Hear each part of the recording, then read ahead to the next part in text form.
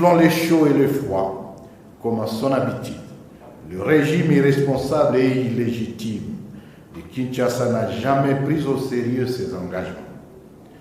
Malgré la signature d'un cessez-le-feu pour mettre fin aux hostilités et garantir une vie paisible à notre peuple, le régime a violé en maintes reprises ses propres engagements, sémant un trouble sur ses véritables intentions.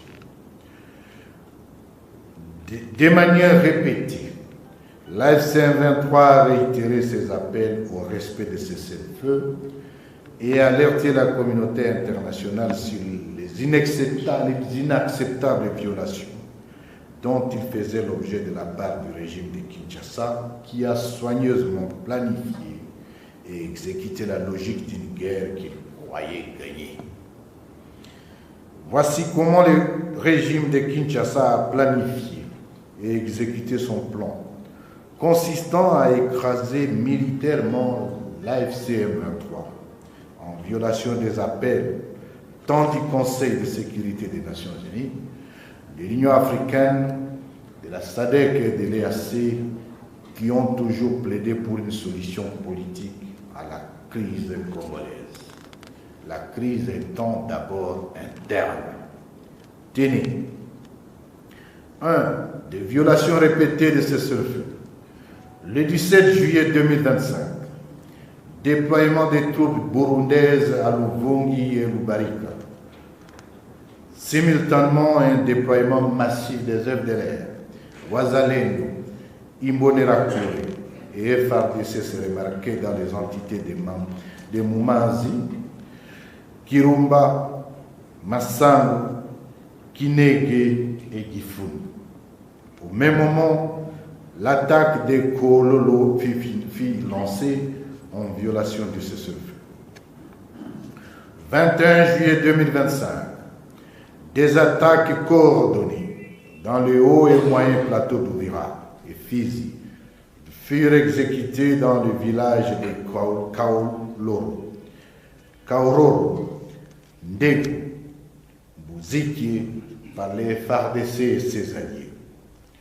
Le 22 juillet 2025, dans la région de Massissi, une attaque des FARDC et leurs alliés s'est produite à Ruki.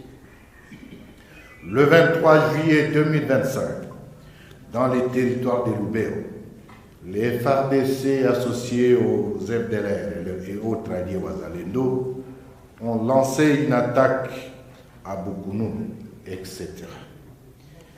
Les détails, vous les trouverez bien entendu dans un document en annexe qui sera distribué dès que possible.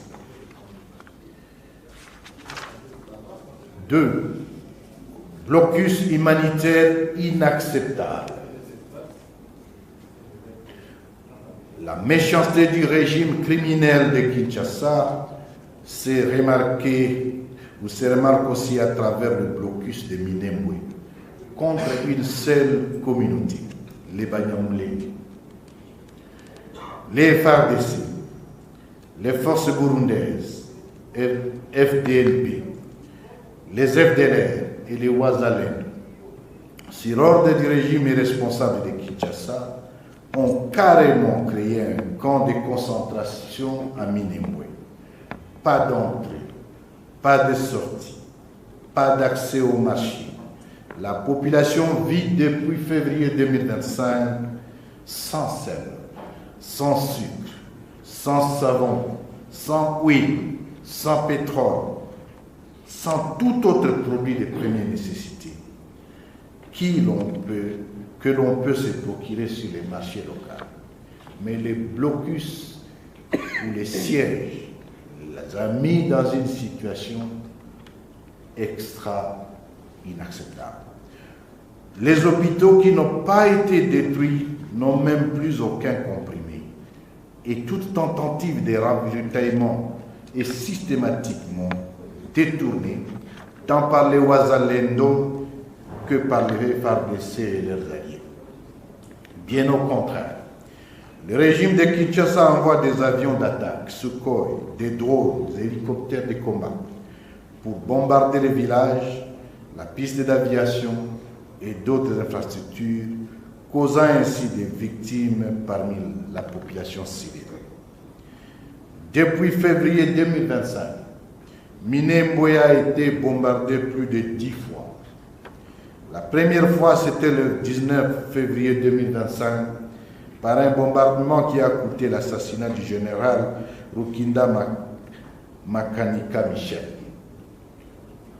Ensuite, le 30 juin 2025, où ils ont bombardé et brûlé un avion humanitaire qui avait pris le risque d'amener les médicaments aux populations vulnérables. Les derniers actes criminels dans le cadre de ces blocus s'est passé le 6 décembre dernier, lorsque les femmes qui avaient décidé de braver les blocus revenaient du marché des Mitambo vers Minembwe ont été attaquées. Le bilan fut de 4 personnes tuées et plus de 40 personnes prises en otage et leurs produits confisqués. Quand elles ont été libérées sans leur colis, elles ont été renvoyées vers une destination inconnue. Jusqu'à ce jour, elles ont été séparées de leur famille et personne n'a aucune de leurs nouvelles. Nous en exigeons la libération immédiate et sans condition, à défaut les régimes, la remise de leur corps et à leur famille pour un enterrement digne et conforme à nos valeurs.